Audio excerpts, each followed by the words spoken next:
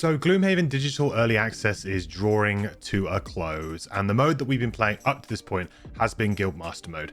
And that mode is kind of coming to completion now. All of the updates and patches that have added in extra content, extra characters, extra items, has all kind of been finished now with that mode. So now is a really good opportunity to take a look at what the mode is, what it's managed to achieve, and how it differs from the campaign, and really why I think it's still a really good mode, even though the campaign is coming out very soon. In today's video, I want to just recap the mode in general, go through the major differences and the unique things that this mode does, but also some general strategy tips for you guys who are trying to make good progress in Guildmaster mode, because I do think it is a great way to experience the game for new players and for returning players who are just looking for extra content, who have maybe completed Gloomhaven in the tabletop version or on Tabletop Simulator, and perhaps you're not feeling like you want to jump in and do a full campaign, but you still want to get that Gloomhaven fix of playing a really great game system. As always, if you do enjoy the video, please do consider tossing it a like. It helps me out so much here on growing on YouTube. Also, I have loads more Gloomhaven guides and Gloomhaven videos and Frosthaven videos down below, so if you want to check any of those out, please find them down on my channel below. I also stream regularly on Twitch at twitch.tv/MandatoryQuest every Monday, Wednesday and Sunday, so come hang out. You can always ask me any questions about Gloomhaven there. We're usually playing Gloomhaven, and when the campaign comes out on the 20th, if you're watching this before that, I'm going to be streaming a lot over the course of the release week for this game when the core campaign comes out, so come hang out and play some Gloomhaven with me and ask me questions there.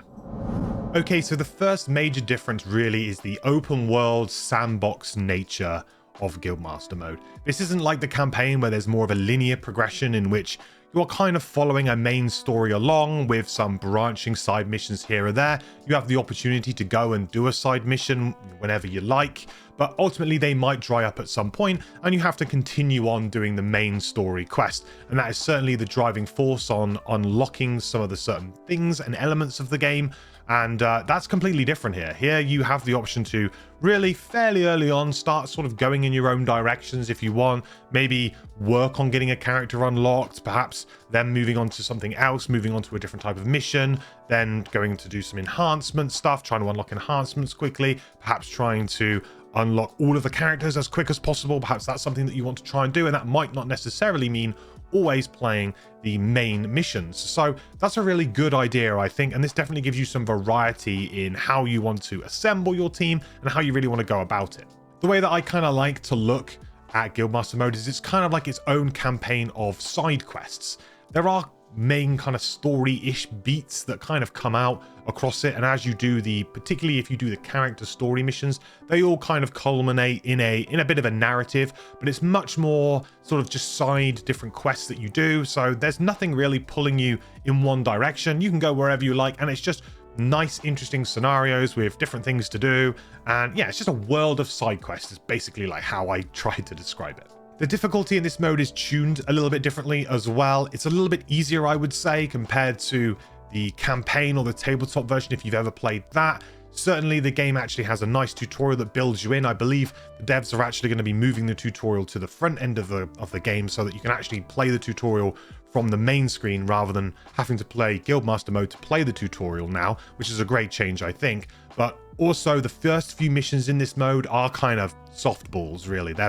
They kind of just tune them down, make them a little bit easier, put a few less enemies in there, just make it so it's not too overwhelming for a new player, and you can certainly make some mistakes in those early missions, and it's not going to hurt you too much. However, in the campaign, you're very much thrown in at the deep end, and you're expected to learn how to play very quickly, and the first couple of missions are actually pretty difficult in Gloomhaven campaign, so if you're new, then this is definitely a good way to kind of if you like, earn your stripes playing a bit of Gloomhaven and definitely ease yourself in to what is sometimes quite a difficult and unforgiving system. Perk points, battle goals, and story missions are all kind of unique to this mode. So with perk points, instead of you earning those check marks like you would in the campaign, you actually earn your perks by completing story missions that are dedicated for that mercenary, and you need to actually get to prerequisite levels in order to be able to unlock these. So your perk progression is a little bit slower, it's a little bit different, and instead the battle goals actually give you experience points. So completing battle goals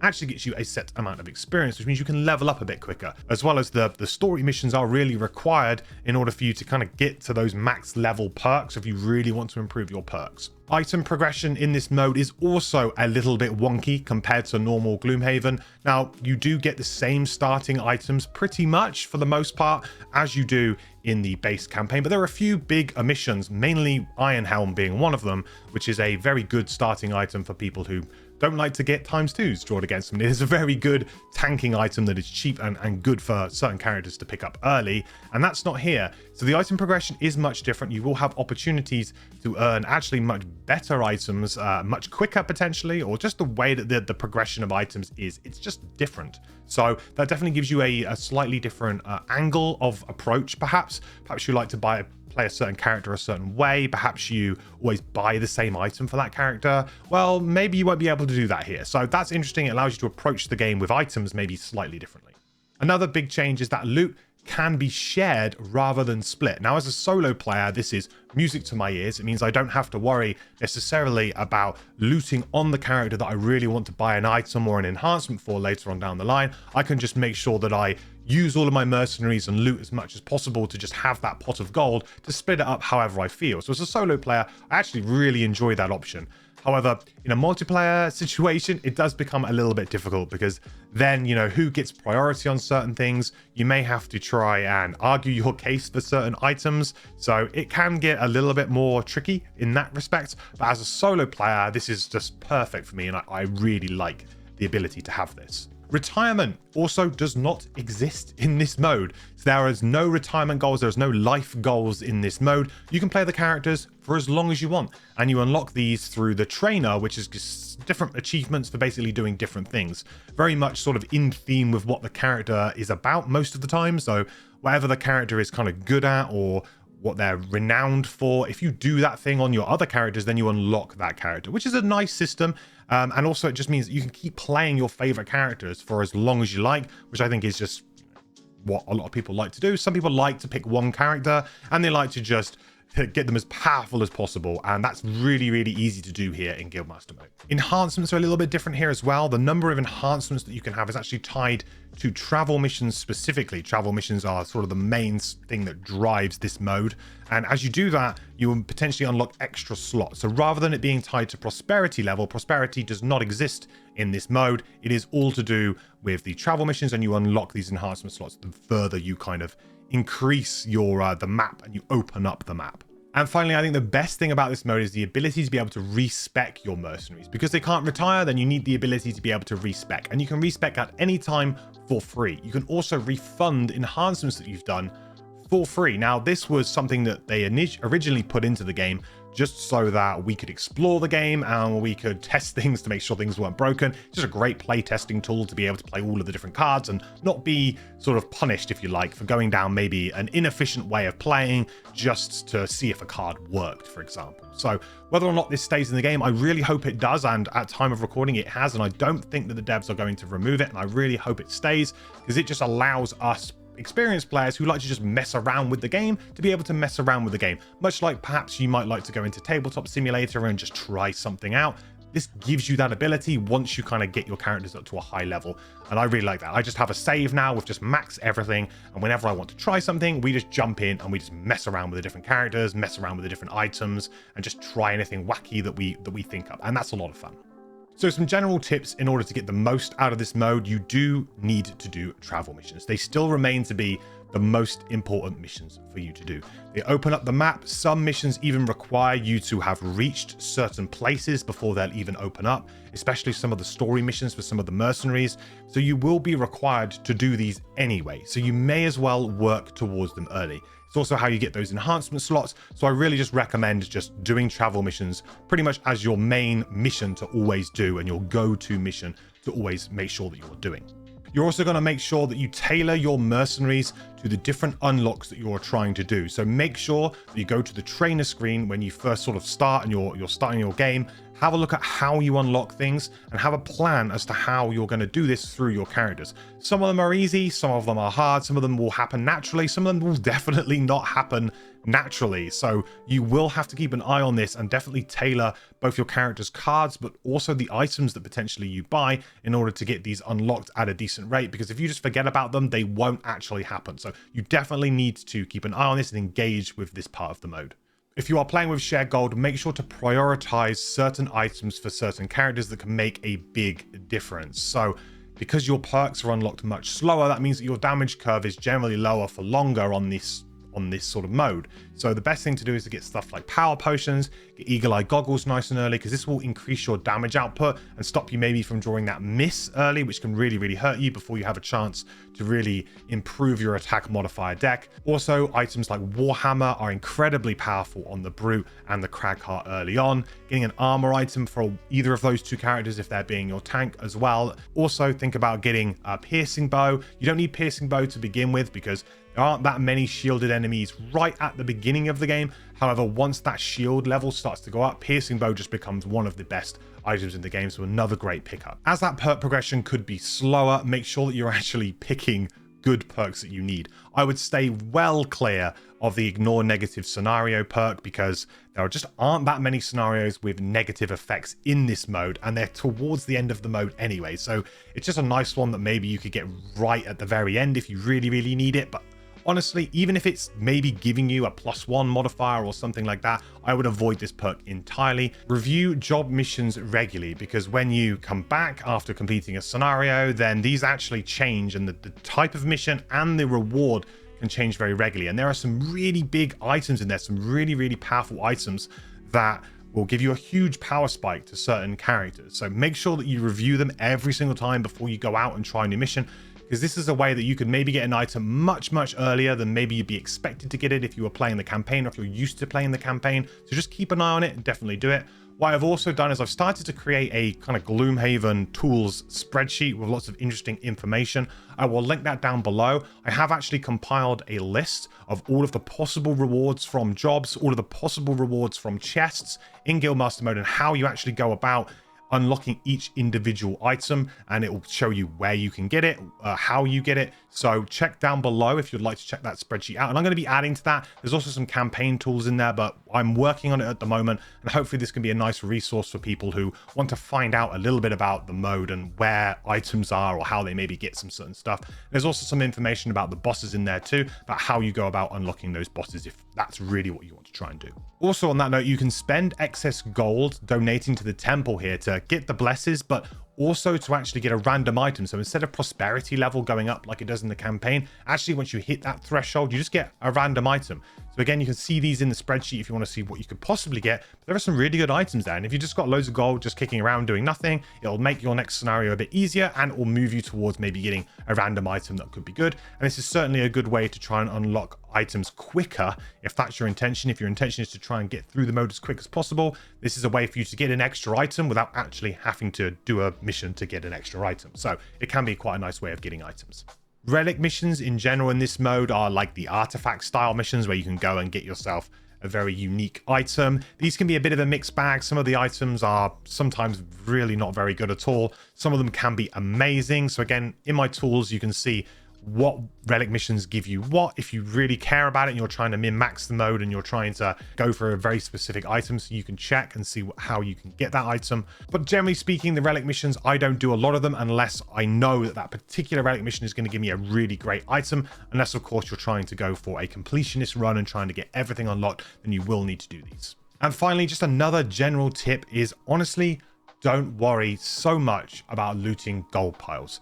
In this mode, you can complete scenarios really quickly, which means that you can play the game a lot. So leaving loot on the floor does not feel as bad because, well, this mode is much longer than the standard campaign. And because there's no retirement, you don't have that kind of feeling that, well, if I don't get this gold to get this enhancement before I retire or before this happens, then you miss out on something. Absolutely not. You can play this game at completely your own pace. Although loot is, of course, still incredibly useful, I would actually downgrade some of the loot cards unless perhaps they give you XP to maybe take something else that gets you experience points or helps you unlock things through the trainer achievements instead. I wouldn't be so precious about trying to get every single pile of loot because it's very easy for you to just find another scenario to jump in, play again, play again, play again.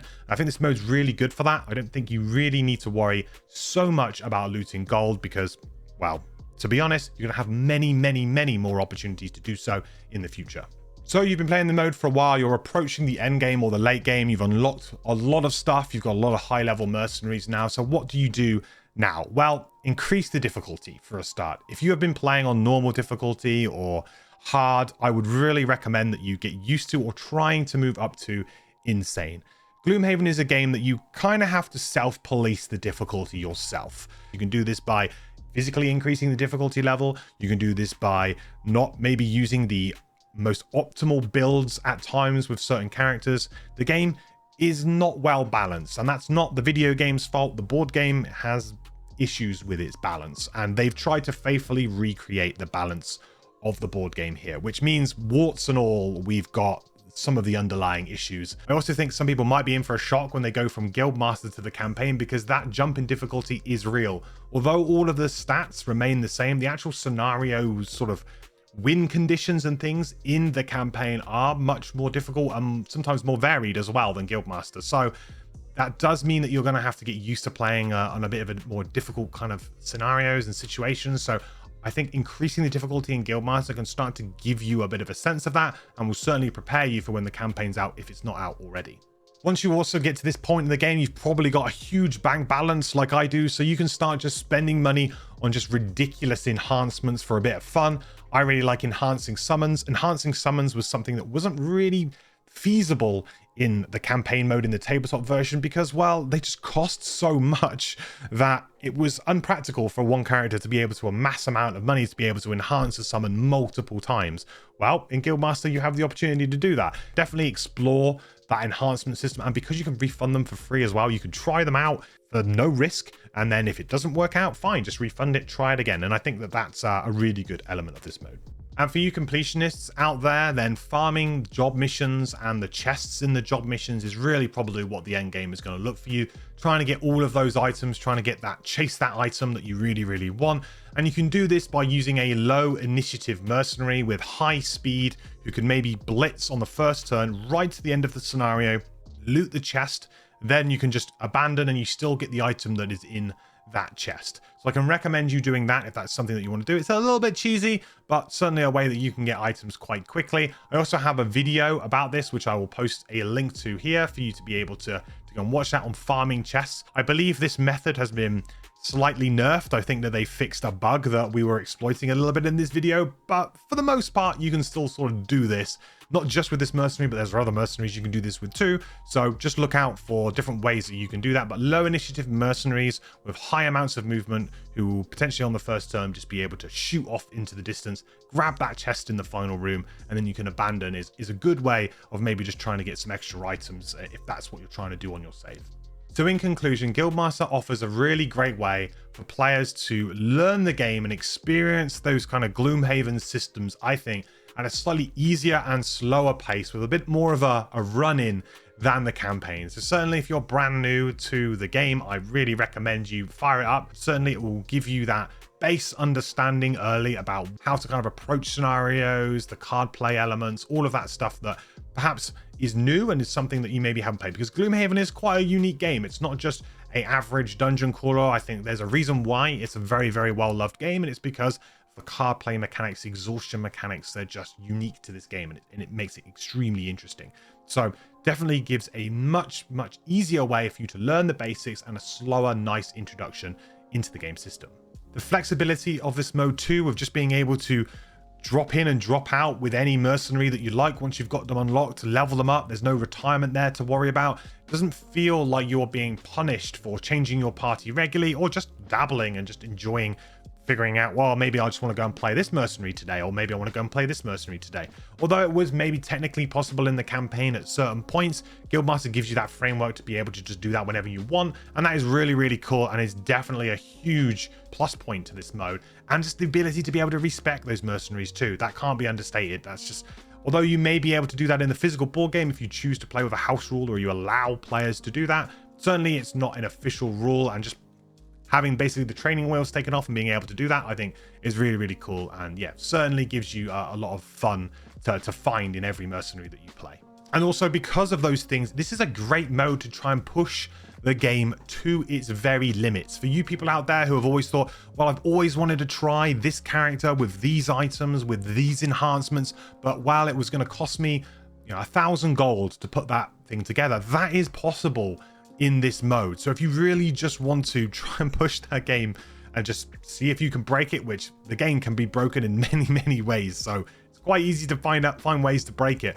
But also if you've been having in your mind that, well, if I could pull off this theoretical infinite combo of doing this thing, well, here's your mode. You can try that in this mode and you basically can do whatever you like. So it is a really great toolkit for players who are very well versed in the game, who really like to talk about theory crafting for different things, different builds, you know, different situations of like, well, would this be better? Would that be better? You can physically go in and you can try that. And that is a huge bonus, I think, to have a mode like that's completely separate from the campaign, but a mode that you can jump in, you can try those things out, and if it works, hey, maybe then you work towards it in your campaign and you may bring that strategy over. And finally, really, it's just a wealth of more Gloomhaven content. It's just more Gloomhaven, which is not a bad thing if you're a big fan of Gloomhaven. The ability to play more scenarios, different scenarios, a little bit of extra story. All of the story here is unique. All of the scenarios have been made from the ground up. There is no transition from the campaign. There's no scenarios that are lifted from the campaign and put into Guildmaster. They're all unique missions that have been made for this mode. And although there's obviously some similarities potentially at times, I mean, it's a board game, there are limitations to what kinds of things that they can do.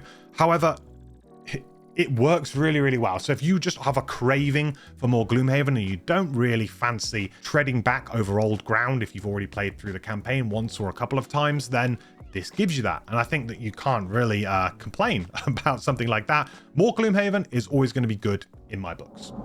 So there we have it, guys. There's the video. I hope you enjoyed it. I hope you're enjoying Guildmaster mode if you've been playing it up to this point through early access. Just because the campaign's coming out, I don't think that means that we write this mode off entirely and everyone goes, great, we've got the campaign, let's now just play that. I think this mode still has a lot to offer. So I think it was a great addition by the devs in actually doing this and kind of developing their own mode, which hopefully in the future they might even support with DLC. They have made a few noises about DLC being possible, and this mode would probably be the right kind of vessel for that, because they can just bolt onto it without affecting the main campaign content, which a lot of people will probably want to try and keep honest and true to the original board game. And this gives them that mode to then maybe expand and do their own stuff, which I think is really exciting. If you did enjoy the video, please do consider tossing that like and subscribing. I got lots of Gloomhaven videos. You can go check them all out down below, and I'll have more videos coming out soon. And again, lots of videos coming out soon because we have the campaign coming, so stay tuned for those. And don't forget, you can come watch me live at twitch.tv/mandatoryquest every Monday, Wednesday and Sunday, where I'll be streaming Gloomhaven probably for many more months, maybe even years, who knows. But I will be streaming Gloomhaven pretty much exclusively, so come hang out and play Gloomhaven. If you've got any questions, come and ask them there for me. I'm always happy to answer questions on the game. Right, well, and all that's left for me to say is thank you so much for watching this video. I will catch you in the next one. Bye. I think so. Yeah. Oh, Scout that's the blessing from Chat. That's the blessing from. Isaac, at this point, can we get your approval to add an additional attack modifier deck for allies in the digital version?